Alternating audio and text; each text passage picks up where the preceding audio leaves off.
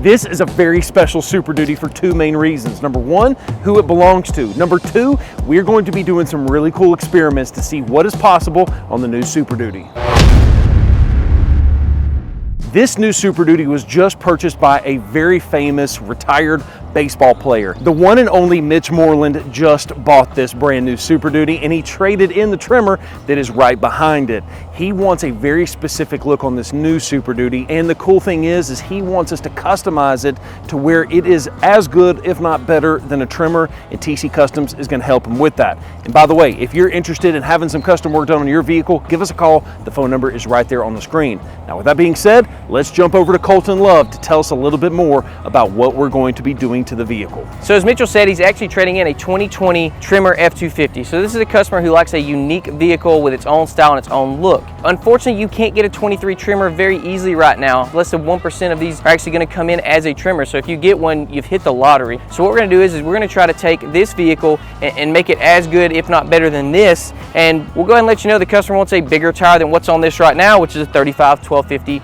He wants to go up to, well, we'll just say something bigger for right now, and we're going to do what we have to try to make it work. With the 2020s, obviously, you can't really run a 37 1250 with a stock tire. There's some interference with the radius arm and the sway bar and stuff like that. But we think with a couple changes that they've made on the front of this, there are a lot of similarities and a lot of differences. We think we're going to be able to squeeze that under there and make that work. And if not, again, experiment, try to figure out how to make it work and pull this off for this customer. Thanks for that, Colton. Now let's go ahead and jump into the install and see if we can make the tires that the customer's requesting fit. Let's go ahead and start with the experimentation. And here is the potential final product. I'm going to turn it over to Colton so that way he can cover some of the things that we've already done to it and some of the issues that we have. That's right, yeah, so obviously you can tell we did throw a level on this thing. One thing we found that the 2.5-inch levels on the newer generations seem to squat a good bit. We're doing a lot of 1.5s and 2-inch levels. We decided that the 2-inch level would be the perfect fit for this specific build, so that's what we went with on this one. It's just a spacer style lift. Look, he's doing this. This is the redneck measurement tool. Scientific right here. It is dadgum level. Dadgum level, there it is. Well done, Colton. Hey, look, I try. We've done a lot of these things. We've got a lot of experience, and we've got a lot of testing and different trial and errors to figure out exactly what works with this. Another thing, since we got this thing up in the air, a little taller with a 2-inch level, again with a 37-inch tires, which are a good bit in the factory tires, the customer wanted to be able to get in and out, but not have any kind of ground clearance issues. So we took the other step rails off and added in these amp powered pulley step rails. One of our favorite products. They're seamless. They're very intuitive. They work perfectly with the vehicle. Never have an issue at them. They're just an awesome product. Yeah. Let me ask you, because I know height of the customer makes a difference. I'm not sure. Do y'all know if Mitch Moreland, is he 6'3"? Do you know? I don't know if he is or not. Okay, well, I know I'm 6'3", so it still makes it very easy to get in and out of the vehicle. But anyways, I'm sorry. I didn't mean to interrupt you, Cole. No, it's all good. One other thing we added to this was a diamondback bed cover. These are very sturdy. I mean, you can literally put stuff on top of this, and this gives you the safety for your products that are inside, keeps everything dry, and along with that, this is steel. This is hard. This is not going to give up. As you can see, Mitchell, a very solid, very strong 220, right? A good big 220, pure muscle. If you cut my right leg off, maybe.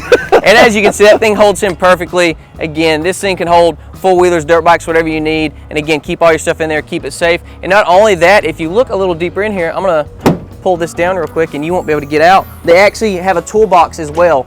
And as you can see, you can open from the back or the front, and from the front you can actually get to the toolbox. Again, a very good product for storage and safety and everything like that, along with being able to stack stuff on top of it and not lose any more bedroom. And this is where the potential problem lies. So obviously the goal here was to fit a 37 by 1250 on this particular truck with just a leveling kit. And it actually does fit. However, there has been some changes on this suspension compared to the 22 model. So the first thing you'll notice, you actually have a little bit more clearance room with that radius arm on the back side of the suspension. So turning, you have a little bit more clearance. It does rub a little bit there, but where we're really running into some rubbing issues is actually going to be on the sway bar, which is actually in front of the axle. And so at full lock, it does rub. Now, I will tell you though, that it does look like the 37 does fit and turn just fine in a parking lot. Obviously, we haven't taken Mitch's truck off-roading, and we're not gonna do that out of respect for him, but we're actually inviting him up here to take this thing for a test drive to see if he is okay with the level of rub that is going on with this particular truck. And if it's not, then we can revisit something else. Either do a taller suspension lift, which I don't think that's gonna fix it, or swap out the wheel, or going to a narrow tire, or a more narrow tire than what we have here. So I think that the end result is you can fit a larger tire and not get as much rubbing as the previous generation, but it's still gonna rub on this particular setup. All right, guys, Mitch just came by, saw the truck, loved it, thought it looked amazing. We sent him on a test drive. He's okay with the little bit of rubbing that it does do under full locking. It's not a normal thing we do, but the customer is gonna sign off that he's perfectly okay with it. We're gonna send this thing out, and we got to send out a very beautiful looking truck that the customer's gonna be very happy with. Absolutely, and to that point, we even talked to him about it. We said, hey, you know what? If you drive the thing for a week and realize, hey, I'm not okay with this level of rubbing, come back to us. A set of wheels is really inexpensive, and that little extra offset, which pushes the wheel and tire out just a little bit, should solve all of the different clearance issues, if I'm not mistaken. Yeah, and again, like I said, this is an experiment learning thing. Now we know stock wheels, 37 1250s, still rubs just like on the previous model. Rubs in a different way, but still rubs. I guess it's, you know, 6 one, half a dozen the other there. That's right, exactly. Anyways, guys, thank you so much for watching this video. If you haven't already done so, make sure you are subscribed to the channel. And I do want to say a huge thank you to Mitch Moreland for buying his truck from Town & Country and also getting it customized by TC Customs. We appreciate your friendship, appreciate your business, and have a great day. Peace.